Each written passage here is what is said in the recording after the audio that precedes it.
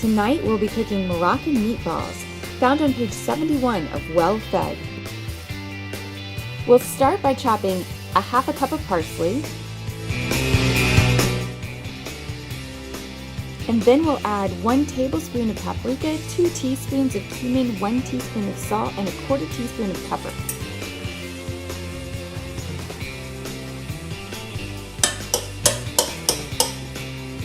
So we have 2 types of meat in here, both ground lamb, but one was purchased from Whole Foods, freshly ground, and one was purchased from Publix, frozen. The Whole Foods ground lamb was $9.34, is that right, Camille? Sounds right. Okay, and the Publix one was $9.99. So easily available. You might not think that ground lamb is easy to get, but it's actually quite easy to get. All right, I think we're ready for the spices.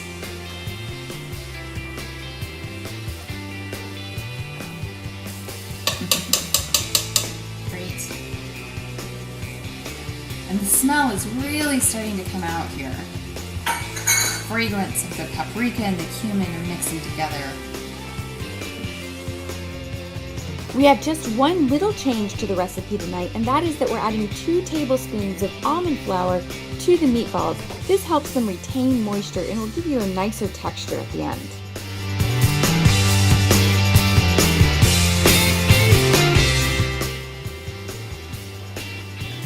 Now we're making the meatballs, so I have a 1 tablespoon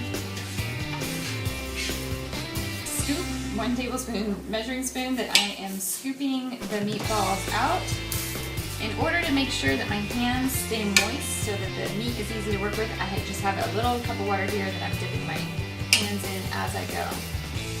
Doing it this way, the meatballs are small enough to be able to cook quickly, and they're uniform enough that it makes it for a more even cooking temperature in the pan.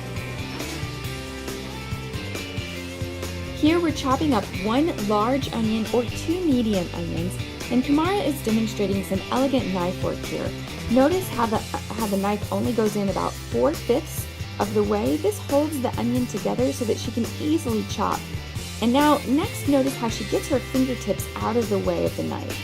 She's going to curl her left hand into a little fist and place it down as so. That way, as she's chopping, then there's no danger of accidentally nicking the end of her fingertip. Now she's going to take that very edge of the onion and just chop it up separately so that it all comes out finely diced.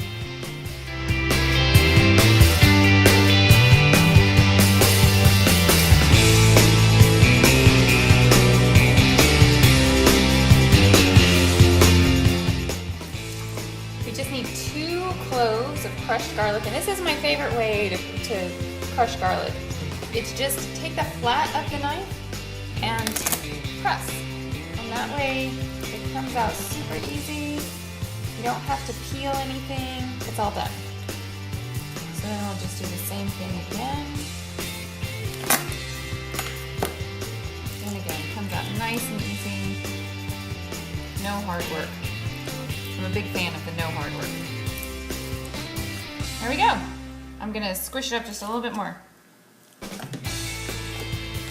And then I like to just give it a little chop.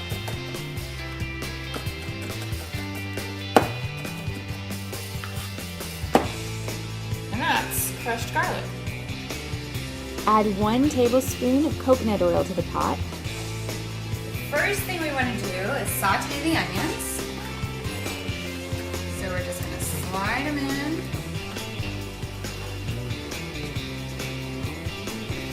I really like the flexible cutting boards for, twisting and turning it at the last minute so that nothing spills on the ground. Cooking sweet potatoes while cooking the rest of the meal is one of my favorite cheats.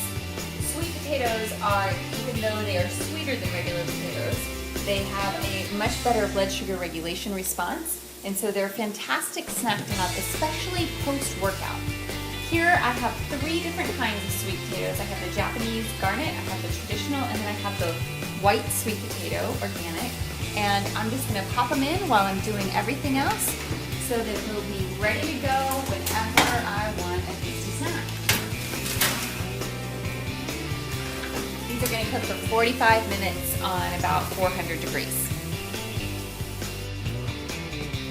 All right, we have sauteed our onions for about 10 minutes. The recipe calls for 5, but I left them in for a little bit longer. So we're adding in the crushed garlic,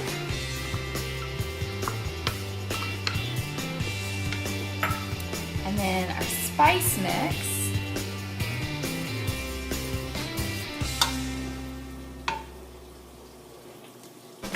Now it's starting to get really fragrant. Mixing it up here, and then we're gonna add in the parsley.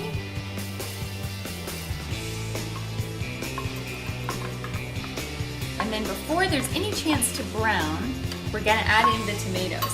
Now, I like to use the palmy tomatoes.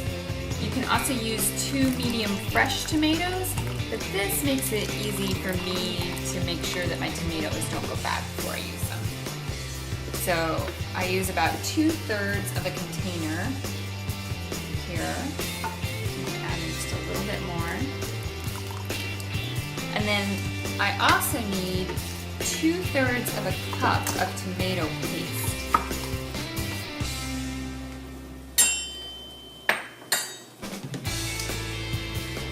And so here, I'm just gonna squeeze in.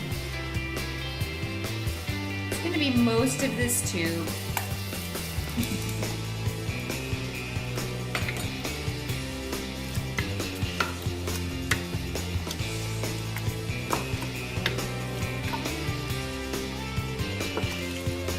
And then I'm gonna add in my water.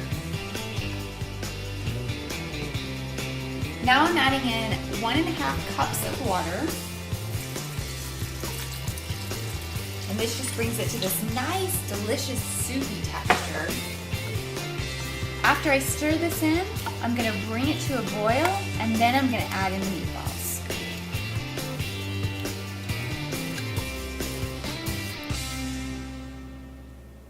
Creamy Spice Market Kale is found on page 111 of Well Fed. This is a 2-step cooking process. You put in half of the amount of kale first and wilt it down, and then you're going to add in the next layer of kale and wilt that down.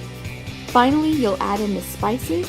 You'll scoot all of this over to the side of the pan, and you'll heat up about 1/2 cup of coconut milk in the middle of it, and then mix it all together. This gives a rich, creamy, warm texture to your kale.